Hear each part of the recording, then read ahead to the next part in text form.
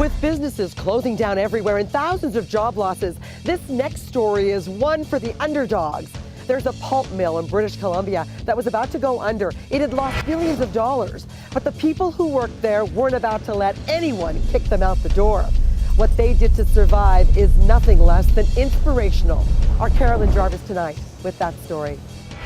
The relics of a once mighty forestry sector stand scattered across the country. Pulp mills, the latest victim, saw global prices in a free fall and layoffs by the thousands. This is the kind of thing that breaks marriages up, causes people to declare bankruptcy, lose their homes. And so it came as little surprise to workers in Nanaimo, BC last year, after watching other mills falter and shut down, that they too were now in trouble. But if we can keep that down, it can't slip. Still, no one wanted to accept that after nearly 70 years in business, the Harmac mill could actually close. But on May 6th, 2008, the locks were put on the gates and more than 500 people were out of work. At the time, my wife worked here as well, so we both lost our jobs. So yeah, it was a shock to our system. Here I am, 50 years old, and starting to collect EI benefits, and I'm going to have to put a couple of university students through school. When the mill finally shut down, I think it was a reality check, and it was, what do we do now? Many had spent their entire lives at the mill, just like their fathers did. And then there was Nathan Olson. Hey guys! A millwright apprentice with only 2 years on the job. When Hope and Talbot went bankrupt, I was the lowest employee on the seniority list. Out of 530 employees, I was the last person hired. On his salary, Nathan supported a family of 7, and so to lose it was beyond devastating. For me, it was the end of a dream. And I didn't know what was going to happen. I had no clue after that point in time where I was going to go. I was scared of what was going to have to happen. I mean, he had to go out to Alberta for a bit, which left me home with the boys all by myself. Little did Nathan know at the time that a roll of the dice by his co-workers was about to change everything. Rather than be victims of circumstances, we have decided to create our own future. Mill manager Paul Sadler and union leader Jerry Tellier had been meeting behind closed doors and came up with a concept most would think was crazy.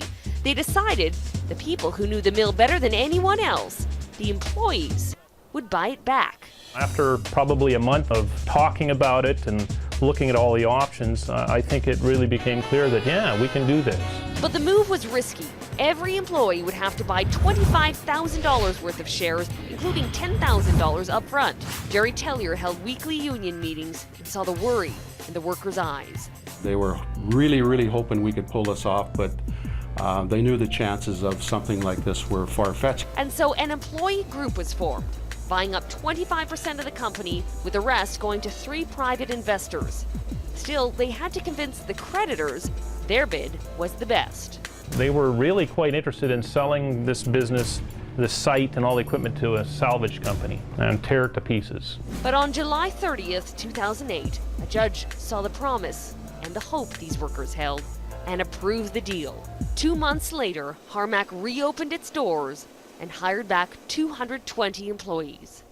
Doug Narver was one of them. I've been here almost 32 years, and in that time I've seen 4 owners go through this place. Do you ever think you'd be one of them? Never in a million years. Still, all eyes were on the mill. Analysts had written it off. Most were just waiting for the concept to collapse. But the new Harmac was nothing like the old. Kevin Haylett saw the transformation firsthand. We used to have an adage around here, not my job. I'm not doing that, not my job. We were all very comfortable in what we did, and we didn't want to go outside or do any more than we had to. Now that we're all part owners, not my job, is not a spoken word around here. One of the investors, Levi Sampson, did a complete restructuring of the company. And so despite the naysayers, Harmac kept doing what it knew best. The customers at first, it was the same thing as the analysts. They said, I don't know if an employee model can work. They said, you know what, we're not sure about it. So the second time I'd come back and they said, well, you know, you guys are still around. And you're visiting customers for a third time. They say, you know what, you're doing better than all the other mills throughout North America. 6 months after they launched, the mill is a huge success.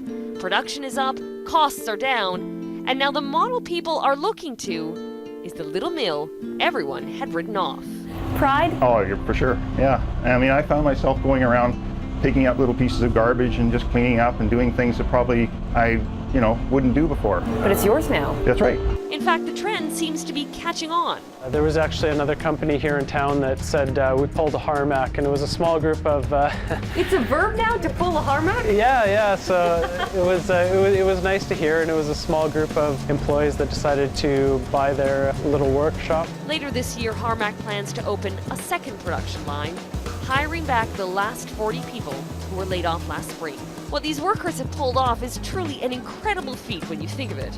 Of course, at Harmac, they say, when you're out of luck, you just have to make your own. Harmac will be here when I retire. I honestly, truly believe that. This is home.